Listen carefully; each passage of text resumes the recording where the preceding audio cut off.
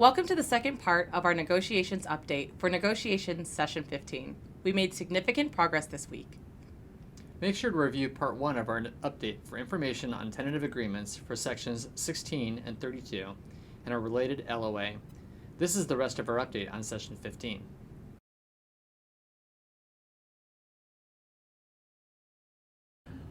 We reached tentative agreements on section 16, sick leave and on-the-job injury, and 32, attendance policy, as well as related LOAs, all of which were covered in part 1. We also reached several additional tentative agreements this week. We began discussing section 21, compensation, and the overall economic package, as well as an LOA on retiree pass privileges. Progress continued on sections 9, junior available and premium open time, 10 R through S scheduling, 11 reserve, 12 exchange of sequences, and the 480-960 TFP thresholds. Section 14 vacations is currently tabled because we are pushing to reclaim the 6th week of vacation at 25 years of service with no minimum TFP requirement. We tentatively agreed on section 10 T through FF scheduling. Crew scheduling will notify flight attendants of the provision in the CBA under which their pairing is being modified. We also extended the personal drop window to 2 p.m. the day prior. Reserves can revoke their request for a personal drop after the start of the reserve availability period. We also incorporated the addendum, labor memo, and settlement. Deadhead provisions 10X are tabled to discuss during economics. We have proposed several improvements to deadhead provisions.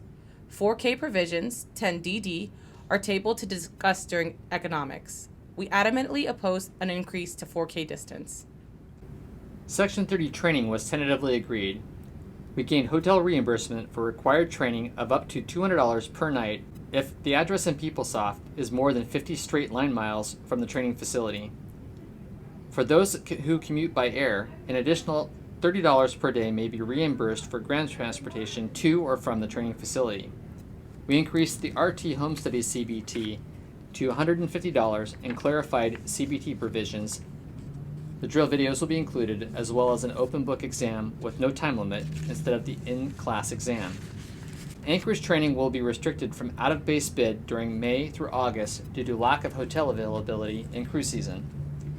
Flight attendants can trade into Anchorage training for May through August with no hotel provided.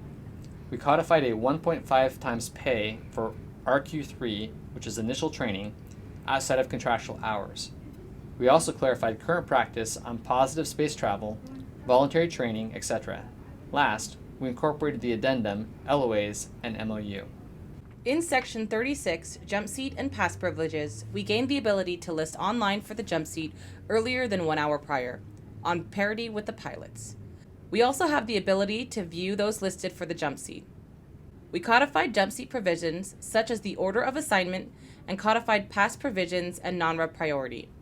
Non-rev travel seniority is now based on company policy. Current company policy is Alaska date of hire, and the company may change the policy to AAG date of hire without contractual conflict. We made significant improvements to Section 37 Commuter Policy.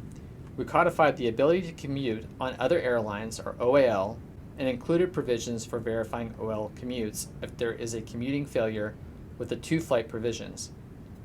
Registered air commuter protections were improved. Currently, protections include cancellation due to weather, mechanical, and company convenience, as well as significant delays of at least 30 minutes.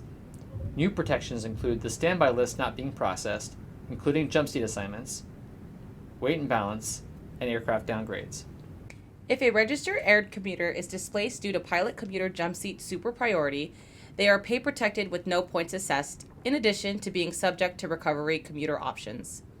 We also improved the ground commuting failure timeline with the ability to call up to 30 minutes prior to check-in. Previously, it was at an hour. We incorporated the addendum and the severe weather ground commuter operations side letter of agreement, where we defined a reasonable effort to arrive as scheduled and improved the ability to call up to 30 minutes prior to scheduled check-in, which was previously 1 hour. We tentatively agreed on an LOA to expand recurrent training hours and improve flight attendant flexibility. Currently, the hours are 7 a.m. to 5 p.m. This would extend to 7 p.m. For example, an RT class could be scheduled from 10 a.m. to 7 p.m. The 8-hour daily maximum still applies and the pay remains the same. These provisions would begin in 2024 if contract is ratified. These provisions would begin in 2024 if the contract is ratified. A minimum of 50% of RT in each domicile would remain between 8 a.m. and 5 p.m. Either party can suspend the LOA with 2 months of notice.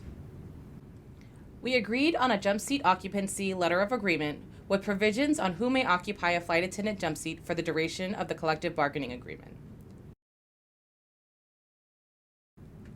Let's review overall progress to date. We have tentatively agreed to 37 of 45 sections, setting them aside to revisit later if necessary. 5 sections are currently being discussed, 1 is tabled, and 2 sections remain. Specific details on each tentative agreement can be found on Negotiations Dashboard on the Contract 2022 website. Once negotiations are finished, we will publish complete language for each section when there is no longer potential for changes.